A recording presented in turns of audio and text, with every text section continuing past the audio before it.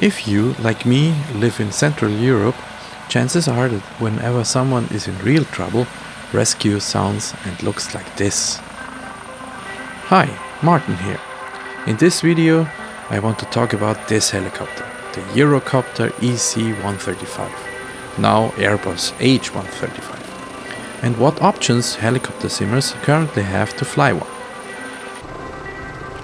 The idea for this came from yet another issue with Microsoft Flight Simulator and their recent release of the Nemeth EC135 local legend Make Good Aircraft.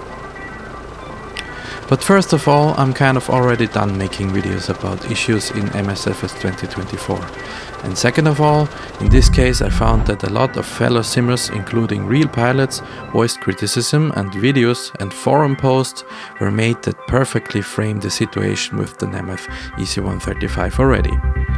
What I really want to do, when professional and family life grants me time for it, is to make short videos about current and also past helicopter simulation models, or modules as you prefer, that capture the bottom line. What is good, what is bad, and how does it feel flying it. Swift and to the point. And, when not factual, just my 50 cents about it. So why not start with the EC135? First up we have the Nemeth design EC135 T1 for MSFS 2024. As we all know, MSFS has the lead in graphics and playful features like this cool zoom when you enter the simulator. I picked Innsbruck Police and Rescue Heliport Lima Oscar Juliet Oscar in a ridiculously beautiful sunrise setting to underline this fact. In MSFS you have your avatar you can walk around with, you can do a gaming version of a pre-flight removing covers and enter the aircraft clicking on the door. No two ways about it, that's nice. Welcome aboard the Nemeth EC135. Since the models I present here neither are study level simulations, nor do I want to dive into such matters, we will do a barebones startup for each test flight. So for the EC135 this means battery master on, the engine dials do some weird stuff here, they're supposed to slowly go to the max indication, hold and then roll back. Next we switch both generators on.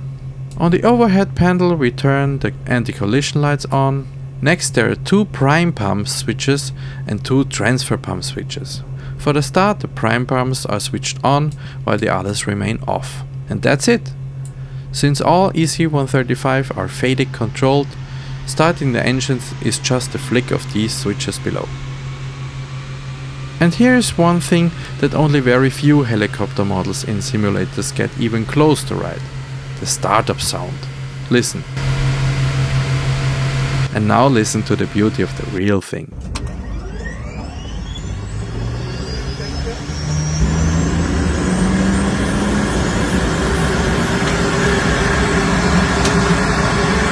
On the Nemeth EC135 the engine startups at some point just jumps to idle. Let's start engine 2 and we can now switch on the backup horizon, the avionics, the inverters, position light and pitot heat. By the way, notice that engine 1 is over-torquing to accelerate the main rotor.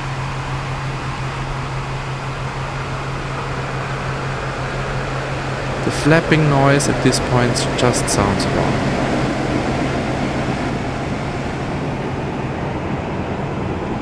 Now we switch to the transfer pumps and switch off the prime pumps.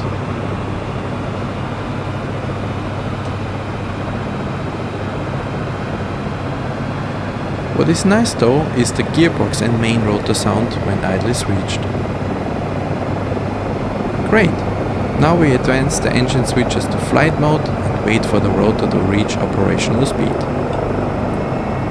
where the torque and tachometers also do weird stuff.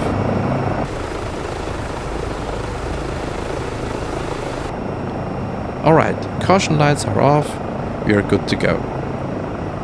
Truth is, I already had all of this recorded in the Service Update 3 version, where the Nemeth EC135 had terrible yaw handling. This is actually the second time now with Service Update 4 beta installed that included an update on the EC135. But while the update kind of fixed the yaw, otherwise it didn't do all that much and even introduced a false double hydraulic failure indication. One of the major issues with the Nemeth EC135 still is the rotor orientation towards the fuselage. In the real aircraft, the nose needs to be pointed a few degrees up for a stationary hover. To achieve that, you would place the cyclic a little aft. Not so with this guy. Another major issue is the MSFS hover physics that demand too much fine control of the collective to keep everything straight. When you lift up, it is still quite hard to keep the nose straight. Another thing that bugs me is that shake of the entire cockpit. That is just out of place and unnatural. Let's pause the simulation here. First of all, the outside sound of the rotor just doesn't fit. Second, while the roll attitude is right to counter the translating tendency, if we look at the helicopter from the side, we can see that the skids are closest to the ground on the front, and that the general pitch orientation is pretty much level.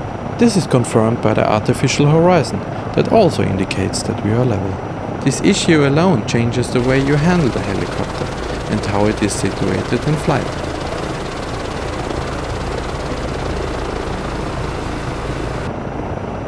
Entering forward flight, we encounter no effective translational lift, or ETL. Okay, let's do a run around the block, pedal turn to the left. As long as you keep it nice and smooth, forward flight and turns work out fine.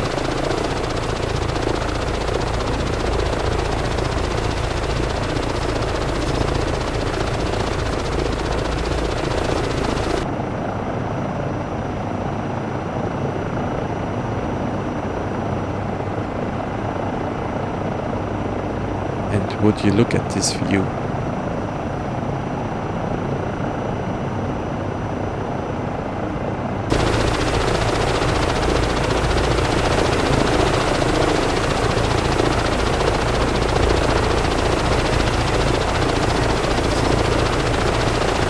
In cruise we reach about 90 knots, before we turn again to a final back to the pad.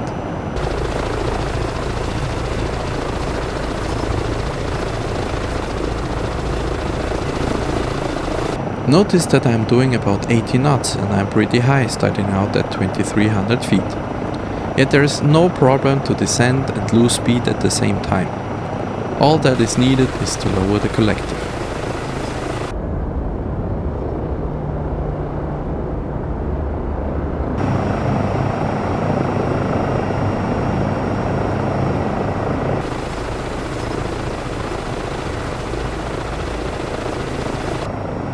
Below 40 knots we need to shallow the descent to about 200 to 300 feet per minute to keep in the envelope. In MSFS this is quite hard to do, as slide pedal and cyclic adjustments affect the lift too much. Countering with the collective, you might be either too slow or overreact and arrest a perfectly nice descent. Knowing this from past experiences in other MSFS helicopter models, I was able to do at least a kind of stable approach. Hover above the pad and come in for a landing.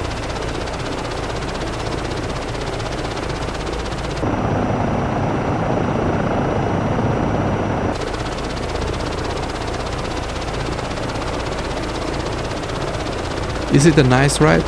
Still no. At least not in a hover. Is it realistic as far as I can judge? Also no. The hover attitude is wrong, the yaw axis is still not right, MSFS helicopter physics would need to improve overall, systems don't work and impossible things are possible. Speaking of which, in cruise you can increase the collective all the way up and only get 57% torque. If you don't care about this, you can switch on the yaw and cyclic assist and can then enjoy MSFS 2024's great graphics and general atmosphere in an EC135. Without any sarcasm, if that's good enough for you, you are in for a treat, despite all I said. Next up, the high-performance group H135 in MSFS 2020. This is a freeware product, which kind of all the models in this video are, as two are native and the other two are third-party releases. Originally, the HPG was the first helicopter project for MSFS 2020, with an external flight model. After that, HPG went and developed a very good H135 model, with far improved flight modeling, lots of system depth and a mission add-on. The H135 is more Spartan, and as its name suggests, it's an Airbus era version with a Helionics glass cockpit and a capable stability augmentation system. The startup is very similar to the OG EC135 T1 though. Battery on, collision lights on, prime pumps on, engine switches idle or flight for a quick start.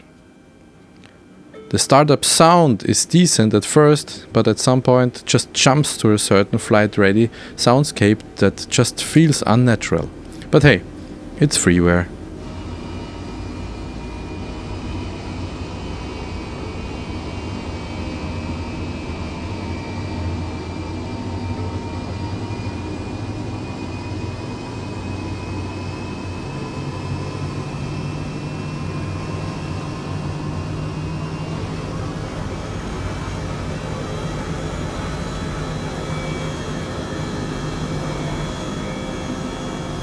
The rest of the startup is pretty similar as well.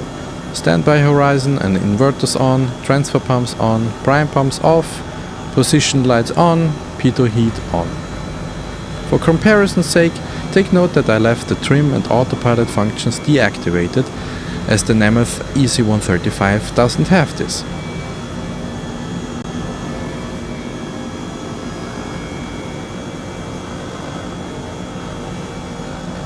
Taking off, I expected translating tendency, but as you can see, even without stability assists, there is no roll to the left necessary. However, you do have to take care of the anti-torque pedals. So there is that.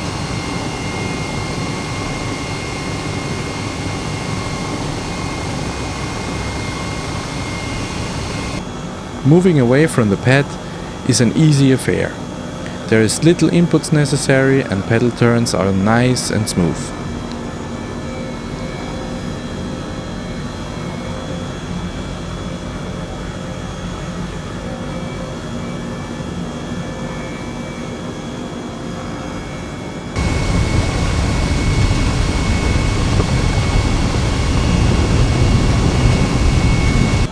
I don't like, however, how momentum is simulated in this model. If you turn too tight, the loss of speed and how the helicopter reacts just seems wrong. Taking a look at the outside view, for a real freeware product and a user-created livery, I think the outside looks are really good. The sound though, take a listen. It sounds like the H135 is falling apart. From the inside it sounds fine. Outside, sounds like I'm about to lose cowlings and panels. Also, please don't mind the rotor brake caution on the main display. It seems to be something I did or a bug, but I definitely chose a config without rotor brake. So there should be no caution message, but it won't go away. Possibly there are solutions for this, it doesn't matter for this video. As I turn final, again, notice I'm entering with lots of speed and nearly 2500 feet of height. Yet there is no problem to lose all that energy, keep a nice 300 feet per minute descent and smoothly slow down to a landing on a pad.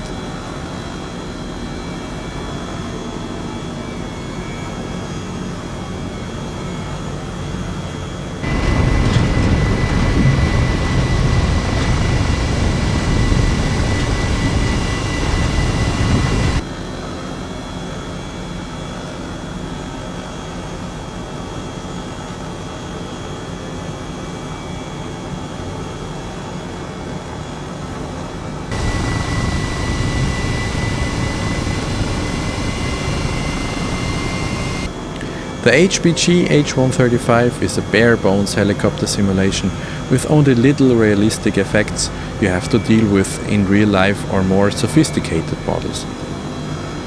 Yet, at least they got the attitude in a hover more or less right, as I touch down rear end of the left skid first and then roll onto the rest of the skids.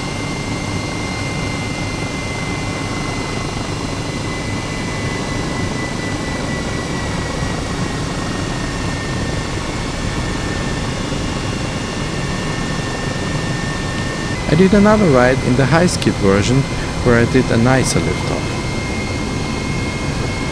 In my opinion, there is definitely a place for this model in the crowd of helicopter simulation models, as it is a great introduction to simming helicopters. It's free, it looks great, it works fairly well, and you can learn the basics with it without having to figure out which assists and joystick curves you need first.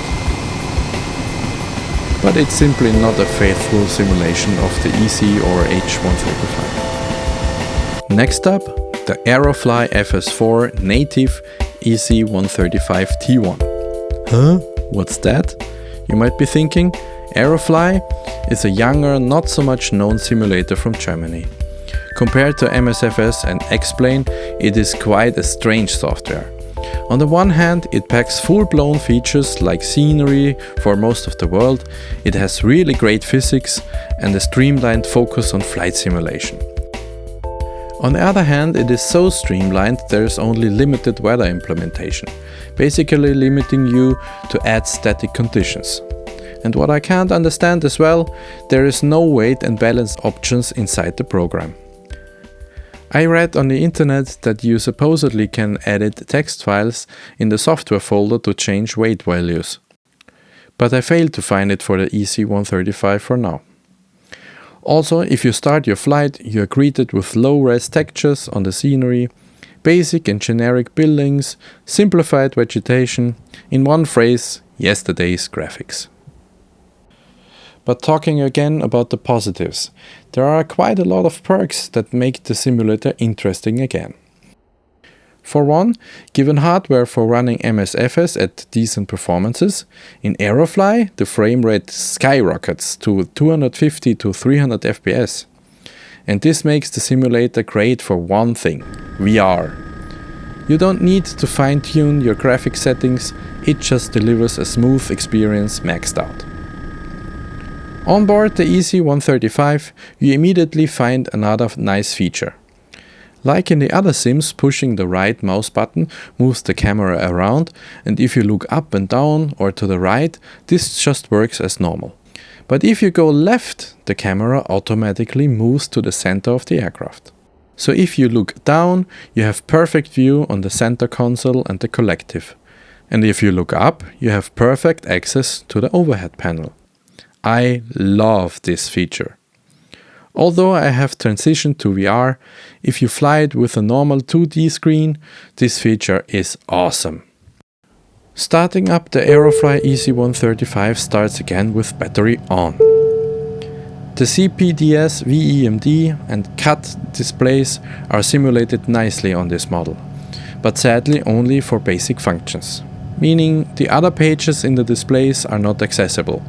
At least I couldn't figure out how.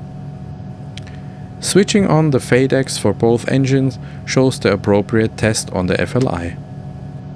So, anti-collision light on the overhead we engage the prime pumps and start engine 1 directly to flight mode. Notice there is a lock to simultaneously start engine 2. You have to wait until engine 1 at least reached idle. The sounds on the Aerofly EC135 are purely artificial, but that is not all that bad. They managed to capture both the turbine sizzle, the gearbox whine and the rotor flapping to a recognizable degree. And the advantage of a synthetic soundscape is that you can link it easily to simulation data. So for every state in the simulation the sound just fits.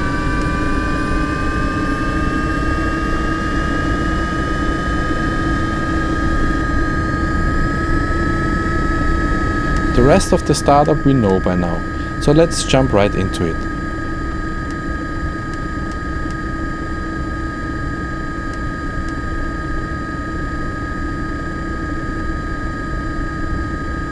Only take note again that I switched off the trim system and the autopilot, which deactivates any stability augmentation. For the lift up, notice that I need to add aft cyclic and that the artificial horizon shows a few degrees upwards orientation of the aircraft. I correct for torque with the pedals and add left cyclic for the translating tendency. Once in a stable hover, the nose is still a few degrees up and we have a slight left roll attitude.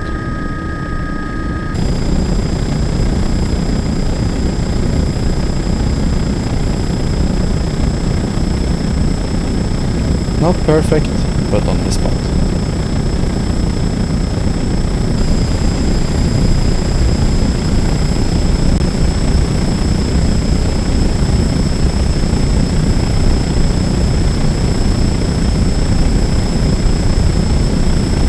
Adding forward cyclic moves us off the pad and away. I only add slight collective to speed up the process.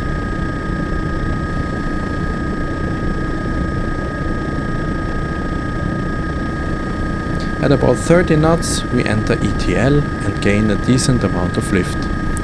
Since there is no weight and balance implementation in Aerofly, I can't judge if this model has so much power reserves because there is only the pilot in it and nothing else besides fuel and empty seats, or if it is just overpowered. Doing our little loop around the pad again. Outside view looks nice, and the lighting effects in cockpit view sometimes add a really nice touch. Now, remember when I mentioned the height and speed for entering the final on the other two models before? Well, the Aerofly EC135 takes the real-life envelope more seriously. If you enter the final with around 100 knots and at 2500 feet, you will notice that if you lower the collective, the helicopter will descend. If you add aft cyclic, this will slow you down and shallowing your descent. If you lower the collective further, the rotor speed will rise and can potentially overspeed.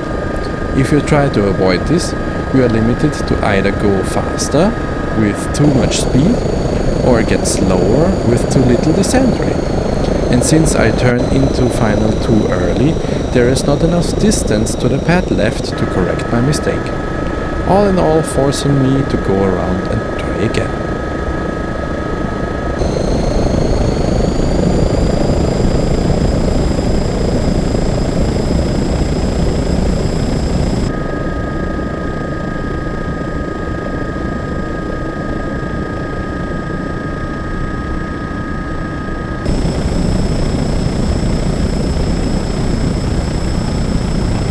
From a bit of distance, the overall impression of Aerofly's scenery is not that bad. But especially for helicopters, to get the most out of the simulation, a lot of things would still be needed, like collision with buildings to be able to land on them, and the developer mode to add helipads and liveries. Like I said, it's a bit of a two-edged sword. The basic handling of aircraft is great, and I think there is a place for a sort of slim simulator where you don't have quasi-photorealistic environments that need the best hardware, but the programming isn't ages old either, and you gain a VR advantage. Anyway, for the second attempt I slowed down before the turn, entering with 90 knots and exiting with 70 knots, and plenty of space for the final.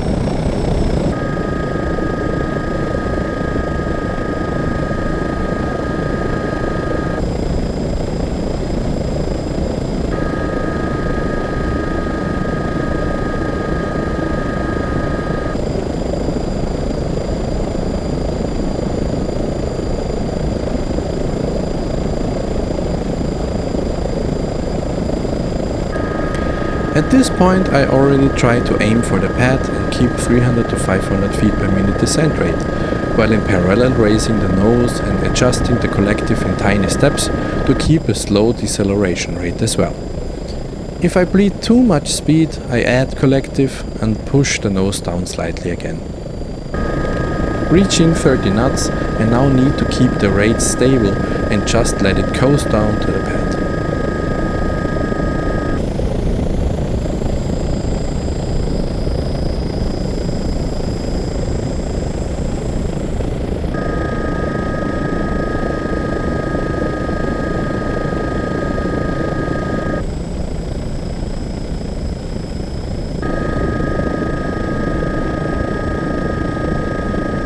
Above the pad, I assume a hover attitude and balance the simulated ground effect with the needed collective to come in for a gentle touchdown.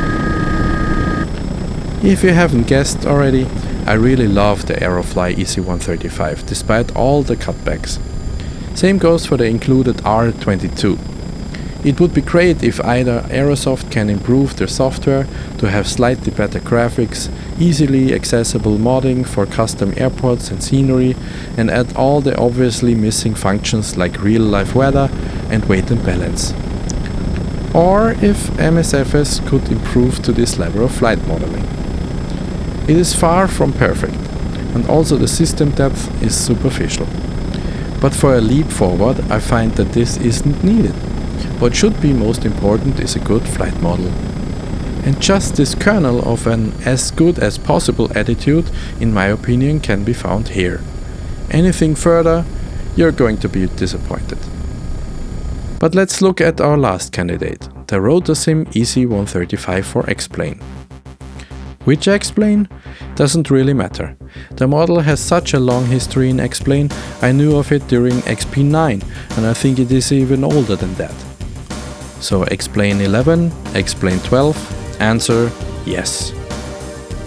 Until now I was a bit skeptical about the RotorSim EC135, as my past experiences were filled with bug encounters and yeah, I'd rather use another one. As I realized making this video, I was dead wrong to think so. This is actually a great model and unbelievable value for free. So let's get it started. Battery on, horn off. Nice, real life-like system checks of the dials are simulated. One of the examples of how far this freeware has grown is the customizability. There's a button opening a quick access panel. Here you can add or remove passengers, select if you want a traditional or a glass cockpit, remove doors and throw out the autopilot. There, so all tests are at least done without any assists. Anti-collision light, prime pumps, engage engine 1 and 2. The FLI indications actually make sense, unlike the one in the MSFS H135. And for freeware, the startup sound is really nice.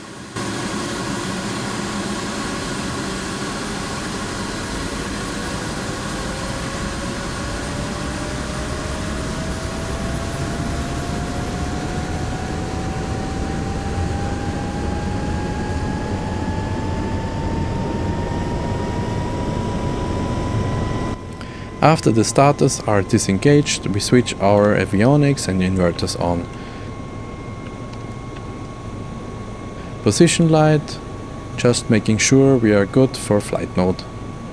Activate transfer pumps, shut off prime pumps, add pitot heat, done. Waiting for the main display to align. And up we go. A few things. I purposely started on the runway here because I wanted to show the ETL and that the flight model incorporates it. Also, this flat field takeoff lets us see another piece of realism that the other models lack. Power. As you can see, if I want to stay below the yellow takeoff power arc, with the current loadout, this gives me the ability to hover in an elevated ground effect, but I can't descend. I need to do a flat takeoff to quickly get into ETL. This will then help me gain altitude and further pick up speed. Really nice.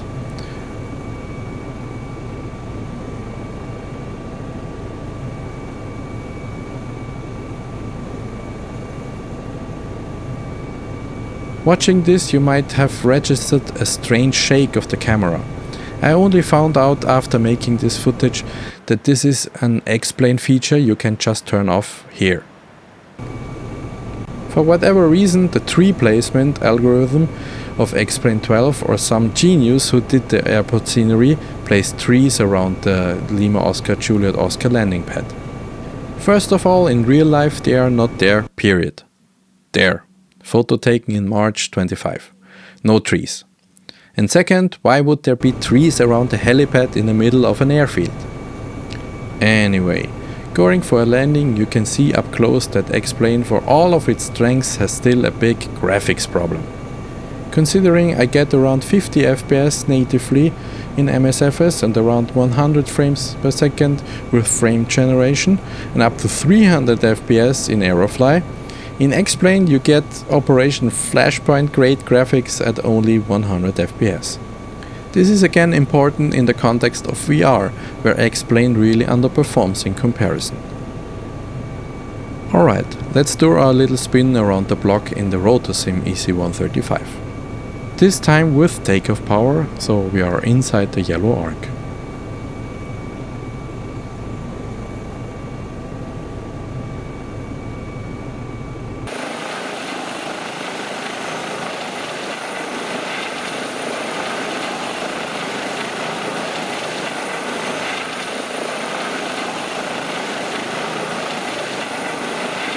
We slowly ascend to a safe altitude above the tree line.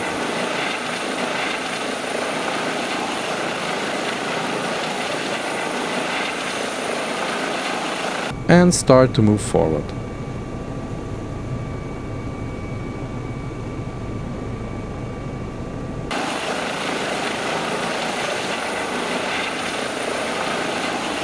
Again, notice the ETL reducing the power and giving me climb rate and thus opportunity to accelerate. After picking up speed, flying is smooth and easy.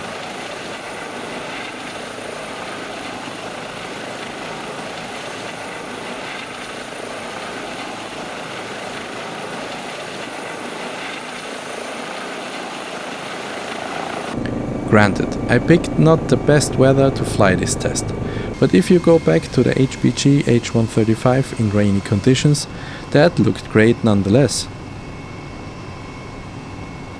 Plus all these pointy, unrealistic streets add up to a cheap look, arguably even worse in some instances than Aerofly. Anyway, pedal turn back to the base. Notice I also have to pay attention to start my approach with limited speed here, so I can establish the needed glide slope onto the pad.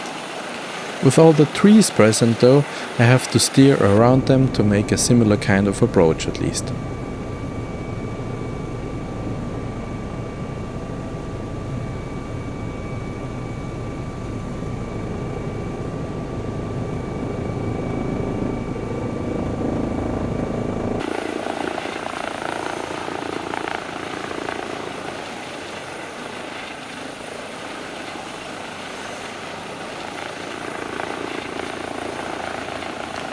For my own aspirations, I messed this final up a bit, as I dipped too much into higher sync rates above 300 feet per minute with too little speed.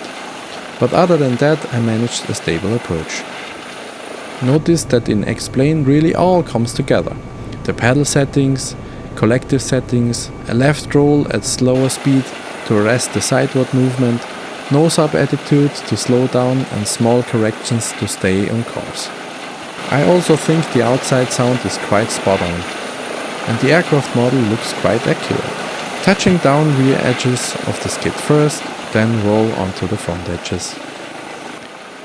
There are a lot of things that are awesome about the RotorSim EC135. It is free, it is realistic, developed over decades at this point.